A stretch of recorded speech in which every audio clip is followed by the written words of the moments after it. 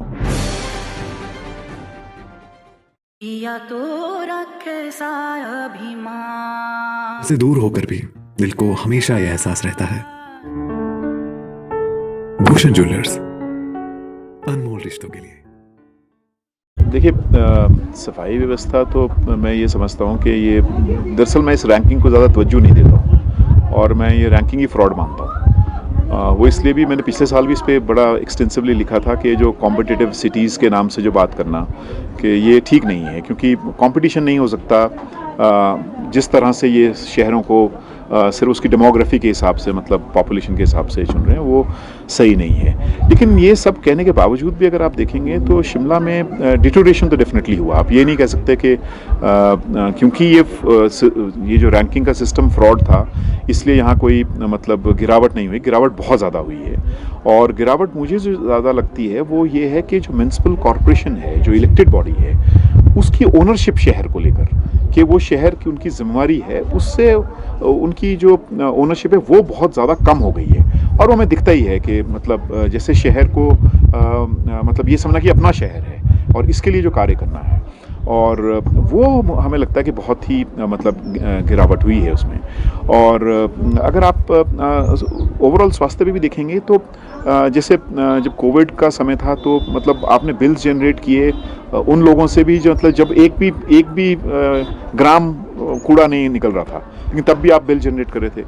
लेकिन बड़ी बात यह है जो समझने की ज़रूरत है कि बुनियादी बात क्या है जिसकी वजह से रैंकिंग गिरी है। सिटीजन्स पार्टिसिपेशन को लेकर जो मैं इनके लिटरेचर देख रहा था कि लोगों को विश्वास ही नहीं है कि आप कुछ ठीक कर रहे हो। ये है जो सबसे बड़ी मार पड़ी है शिमला को कि और दूसरी बात अगर आप देखेंगे तो सेग्रीगेशन कहाँ हो रही है पूरे दुनिया में। अगर आप देखें वेस्ट की जो सेग्रीगेशन है वो होना ज़रूरी है। लोग अगर घर में उसको अलग अलग कर भी रहे हैं, लिक्विड वेस्ट और सॉलिड वेस्ट, उसके बावजूद वो मिक्स होकर जा रहा है। और उसके आप डंपिंग साइट देखेंगे तो वो पूरी लिशिएट है, मतलब पूरा वो काला पानी है जो निकल रहा है। अगर आप थोड़ा सा मतलब जो इनका जो डंपिंग साइट है ना, वो वेस्ट टू एनर्जी प्लांट चल रहा है। तो मुझे लगता है कि जो शिमला में गिरावट है बहुत ज़्यादा गिरावट है। एक्चुअली वो 100 से भी ज़्यादा नीचे है, मतलब आप वो उस तरह से छोड़िए। लेकिन ये जो सिस्टम है, मैं तो इस सिस्टम में विश्वास ही नहीं करता हूँ कि आप उसको आप दरकिनार भी अगर करेंगे, लेकिन गिरावट तो डेफिनेटली है, वो तो देखने में मिलती है। क्योंकि और मैंने उसके रीज़न बताया, एक तो जो शहर को ओन करना वो म्युनिसिपल कॉरपोरेशन की ओनरशिप दिखती ही नहीं है, और इसलिए जो भागीदारी करना और जो सबसे बड़ी उसकी सफाई कर्मचारी है, उस सफाई कर्मचारी को जो फॉर्मल रूप से, क्योंकि वो बहुत बड़ा एक इनफॉर्मल सेक्टर है, सेहब सोसाइटी में है, उनको पूरा जोड़ के रखना। तो एक तो ये है जो ओवरऑल हम क्लीनलीनेस और सैनिटेशन की बात करते हैं। दूसरा है जो म्युनिसिपल सॉलिड वेस्ट है, जो घरों से वेस्ट निकलता है, उस वेस्ट का कैसे ट्रीटमेंट हो रहा है, उसकी सेग्रीगेशन हो रही है कि नहीं हो रही है। और आप देखेंगे उसमें कुछ भी ऐसा नहीं हो रहा है, सिर्फ आप इकट्ठा करके ला रहे हो, उसको डंप कर रहे हो। ये मेथड जो है वो सही मेथड नहीं है, और इसीलिए ये मतलब ये सिर्फ सफाई के हिसाब से नहीं, लेकिन अगर आप ओवरऑल देखेंगे तो चाहे पानी के आप सवाल को ले लीजिए। मतलब जब हमने वो greater Shimla water supply sewerage circle बनाया था GSWSSC, उसमें कहीं भी ये नहीं था कि वो शिमला म्युनिसिपल कॉरपोरेशन से बाहर जाएगा। उसके पूरा टैरिफ सब कुछ तय होना चाहिए था। और बैक टू बैक विश्व बैंक से जब हम उसमें पैसा ले रहे थे, हमने विश्व बैंक को भी ये साफ कहा था कि हम ये नहीं होने देंगे। लेकिन अभी हम देखते हैं, हम मतलब हैरान हैं। आप प्रेजेंट जो म्युनिसिपल कॉरपोरेशन उनसे पूछ लीजिए, कोई ऑफिसर आकर ही राजी नहीं है, क्योंकि वो म्युनिसिपल कॉरपोरेशन से बाहर हो गया है। तो मैं जो बार बार ये बात कह रहा हूँ कि शिमला को ओन करना, मतलब ये समझना कि वो हमारा शहर है, वो म्युनिसिपल कॉरपोरेशन में बहुत ज़्यादा गिरावट हो गई है। इसलिए अपनी मर्जी से वो जो शिमला जल निगम बन गया है, अपनी मर्जी से रेट तय कर रहे हैं। मेरा प्लग हुआ है कनेक्शन 5 साल से, 5,000 रुपये मेरा बिल आया है। तो आप समझ सकते हैं औरों का जो प्लग्ड कनेक्शन है, क्योंकि मैं अब यहाँ से बाहर रहता हूँ। तो आप मतलब ये और इसका सीधा असर पड़ता है जो सुविधाएं लोगों को मिलनी चाहिए थी, इसलिए वो सुविधाएं भी लोगों को प्रॉपर उस तरह से नहीं मिल रही। चाहे वो कूड़े की है जो सर्विस है, या फिर आपका जो पानी की सर्विस है। पानी इतना इसेंशियल काम है, और पैसा पड़ा था। ये तो था नहीं कि आपके पैसा नहीं था, पैसा मतलब करोड़ों रुपए पड़े हुए थे, जो हम लोग उस वक्त ये एग्रीमेंट साइन करके गए। और नया एक पूरा पानी का 300 करोड़ के आसपास और प्रोजेक्ट आ रहा है। तो पैसे की तो कमी नहीं थी, मतलब आप ये समझें कि शायद म्यूनसिपल कॉर्पोरेशन में इतना पैसा आज तक कभी नहीं आया होगा जितना पैसा पड़ा था। अगर वो पैसे को भी मैनेज करने के लिए आप उसको एम्पावर नहीं करेंगे, म्यूनसिपल कॉर्पोरेशन को ताकत आप नहीं रख सकते हैं, और बड़ी बातें छोड़िए आप, पानी और अपना जो टाउन हॉल नहीं ले सकते हैं, मतलब आप ये लगाएं कि मतलब ये इट्स अ पिटी, मतलब मुझे शर्म आती है बोलते हुए कि मतलब यही नहीं पता लगता है कि म्यूनसिपल कॉर्पोरेशन कौन चला रहा है, मंत्री जी चला रहे हैं या म्यूनसिपल कॉर्पोरेशन के मेयर या कोई और इलेक्टेड लोग चला रहे हैं। कौन कहाँ बैठेगा, कौन कहाँ क्या करेगा, ये तय करने वाला कोई मतलब बाहर से थोड़ा, मेरी बिल्डिंग है तो मुझे वहाँ तय करना है ना, हाउस कहाँ होगा। काउंसिल पूरे दुनिया में, मैं शायद पूरे दुनिया के करीब 100 शहरों में उनके मेयर के, उनके टाउन हॉल देखकर आया हूँ। सब जगह town hall belongs to the mayor, to the council.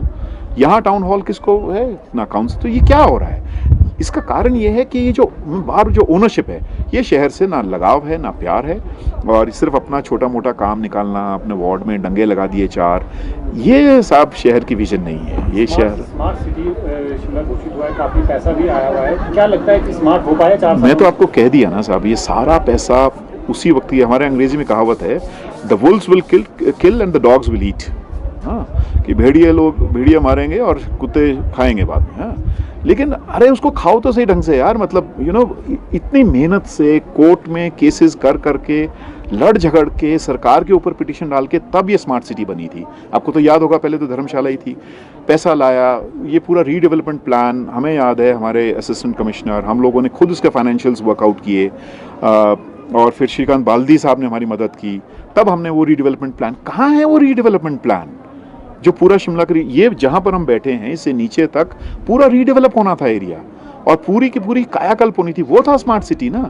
Smart city में 3 कंपोनेंट है, redevelopment, green city, retrofitting. Retrofitting हो नहीं सकता था, ग्रीन सिटी इसलिए नहीं हो सकता कि ग्रीन सिटी के लिए बहुत ज़्यादा जगह चाहिए, तो रीडेवलपमेंट भी पैसा लगना था।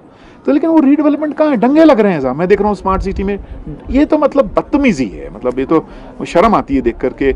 आपने प्लान कुछ बनाया और प्लान के हिसाब से वो पता नहीं कहाँ डंप्ड है वेस्ट बिन में, मतलब आप, क्योंकि वो लोगों ने बनाया था, ऐसा नहीं था लोगों से वोट। जैसे मैं आपको बता रहा हूँ, उस वक्त पानी का क्राइसिस था, हमें कितनी गालियाँ खानी पड़ती थी क्योंकि लोग मर रहे थे हेपेटाइटिस से। हमें ऐसा लगा पानी सबसे बड़ी प्रायोरिटी होगी, इसलिए हमने वोटिंग अपने उसमें पानी रखा था स्मार्ट सिटी। लोगों ने कहा नहीं, मोबिलिटी सबसे ऊपर होगा, क्योंकि आज शहर में आप घूम नहीं सकते हैं, 2 घंटे लग जाते हैं घूमने में। तो हमने उसको पूरा बदला था, क्योंकि लोगों ने कहा जो ये पूरा प्लान है वो मोबिलिटी पर आधारित होगा। क्या है मोबिलिटी पर? 2 तो टनल खोदनी थी, वो नहीं खोदी गई। तो स्मार्ट सिटी तो साहब मतलब बकवास है, मतलब पूरा ये तो डंगे लगाना तो स्मार्ट सिटी नहीं है, और मतलब असर्ट ही नहीं कर रही है। इतनी मतलब कमज़ोर म्यूनसिपल कॉर्पोरेशंस, मतलब अब वो कमज़ोरी क्यों है? अब तो म्यूनसिपल कॉर्पोरेशन एक है, मंत्री एक है, सरकार एक है, केंद्र सरकार एक है।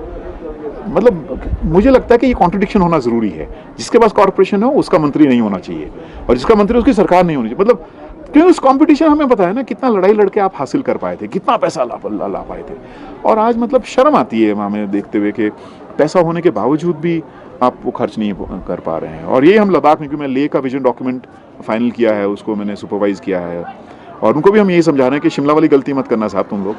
पानी का इतना बढ़िया यूटिलिटी बना कर दी, एक केस नहीं आया हेपेटाइटिस को, उसके बाद ये खूबसूरती है यूटिलिटी की, लेकिन वो पानी हाथ से ले गए हमारे, मतलब जो म्यूनसिपल कॉर्पोरेशन, वो हम ले वालों को भी समझा रहे हैं कि आप ऐसी गलती मत करना, कि वहाँ भी हम लोग उनका विजन डॉक्यूमेंट वगैरह में काम कर रहे हैं। तो कुल मिलाकर, और लोगों की असर्टिवनेस, सबसे बड़ी बात है लोगों की भागीदारी कहाँ है, कौन सी वार्ड सभा, मतलब जिसने आप एम्पावर करना है ना, कहाँ है डिसीजन, कौन ले रहा है?